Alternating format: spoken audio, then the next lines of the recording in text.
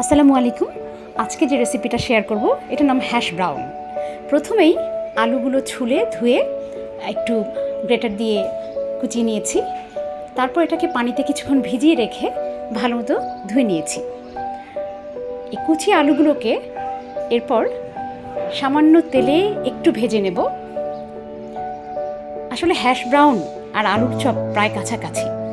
আমার কাছে তো আমার এই বাঙালি রসনার মুখে আলুর চপটাই আসলে বেশি ভালো লাগে, কিন্তু ভাবলাম যে বাচ্চাদেরকে একটু বিদেশি খাবার একটা ট্রাই করে দেখাই। তো আলুগুলোকে অল্প তেল দিয়ে একটু লবণ, একটু গোলমরিচ, সামান্য লাল মরিচের গুঁড়ো, অল্প একটু রসুন বাটাও দিয়েছি।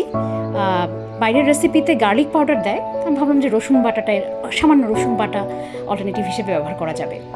তো এগুলো দিয়ে অল্প আছে কিছুক্ষণ ভেজে নিয়েছি। আলুগুলো কিন্তু পুরো রান্না বা পুরো সেদ্ধ হবে না, হাফ ডান অবস্থায় নামিয়ে নিয়ে একটু ঠান্ডা করেছি। ঠান্ডা করে তার ভেতরে দিয়ে দিয়েছি কর্নফ্লাওয়ার। কর্নফ্লাওয়ার দেওয়ার পরে এই অবস্থায় আপনি একটু স্বাদটা লবণ ঝাল ঠিক আছে কিনা দেখে নিতে পারেন। ভালো মতো মেখে কর্নফ্লাওয়ার সহ ভালো মতো মেখে অনেকটা আলুর চপের শেপও দিতে পারেন, কিংবা হ্যাশ ব্রাউনের যে ট্রেডিশনাল শেপটা সেটা আরেকটু বড় হয়, আমি সেভাবে করিনি। আমার কাছে মনে হয়েছে এই শেপটাই ভালো হবে। তারপরে শেপগুলো করে আপনি চাইলে এটাকে ফ্রোজেন করেও রাখতে পারেন, আবার সরাসরিও ভেজে ফেলতে পারেন, দুটোই সম্ভব। তো ভাজার জন্য যেটা করতে হবে, কড়াইতে তেল দিয়ে তেলটা গরম হওয়া পর্যন্ত অপেক্ষা করতে হবে। তারপর আলতো করে হ্যাশ ব্রাউনগুলো তেলে ছেড়ে দেবেন। তেলটা একটু ভালো মতো গরম করে নিয়েছি আমি, না হলে অনেক সময় হ্যাশ ব্রাউন শুধু না, যে কোনো কাবাব, আলুর চপ, যে কোনো কিছু তেলটা যদি ভালো মতো গরম না হয় তাহলে ভেঙে যেতে পারে, অথবা নিচ থেকে তোলার সময় নিচে লেগে যায়। তো তেলটা ভালো মতো গরম হলে আমি আঁচটা কমিয়ে দিয়েছি।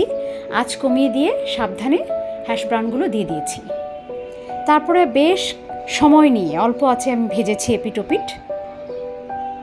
মোটামুটি 7-8 মিনিট হতে পারে, ঘড়ি দেখা হয়নি, কিন্তু আঁচটা অল্প ছিল। যেহেতু এর আগে যখন ভেজেছিলাম আলুটা আধা সেদ্ধ রেখেছিলাম, তো এইবার সময় নিয়ে ভেজেছি। একটা পাশ যখন লালচে হয়ে এসছে সাবধানে উল্টে দিয়েছি। উল্টে দিয়ে আবার বেশ কিছুক্ষণ অপেক্ষা করেছি। এভাবে হ্যাশ ব্রাউন মোটামুটি যখন হচ্ছে ততক্ষণ কয়েকটা সসেস কেটে নিয়েছি। ভাবলাম যে একটু সুন্দর করে ডেকোরেট করে বাচ্চাদেরকে দেই রেস্টুরেন্ট স্টাইলে। আমি বাচ্চাদেরকে বাইরের খাবার বা রেস্টুরেন্টের খাবার খুব একটা দেই না। প্রথমত আমার কাছে অনেক দাম বেশি মনে হয় রেস্টুরেন্টের খাবার। দ্বিতীয়ত বাসায় বানালে যেভাবে আমরা সুন্দর করে পরিষ্কার পরিচ্ছন্ন করে বাচ্চাদের জন্য তৈরি করব যত্ন নিয়ে, রেস্টুরেন্টের খাবার নিশ্চয়ই তার চেয়ে ভালো হবে না। বাসায় বানানো খাবার সাশ্রয়ী যেমন, তেমনি পরিচ্ছন্ন। তো সসেসগুলোকে একটু কেটে ভেজে নিয়েছি, ওই তেলটাতেই ভেজে নিয়েছি। আর একটা ডিম ভেজে নিয়েছি। তারপর সুন্দর করে ওদেরকে সাজিয়ে ওদেরকে দিয়েছি, বাচ্চাদেরকে দিয়েছি। আমি চাকরিজীবী মা হিসাবে প্রতিদিন রান্না করতে না পারলেও যখনই বাসায় থাকি আমি চেষ্টা করি ওদেরকে একটু বাইরের খাবারের মতো করে কিংবা একটু অন্যরকম খাবারগুলো দিতে। বাচ্চারা খুব পছন্দ করে। আপনারা বাসায় এই রেসিপিটি বানিয়ে দেখতে পারেন, আশা করি বাচ্চারা পছন্দ করবে।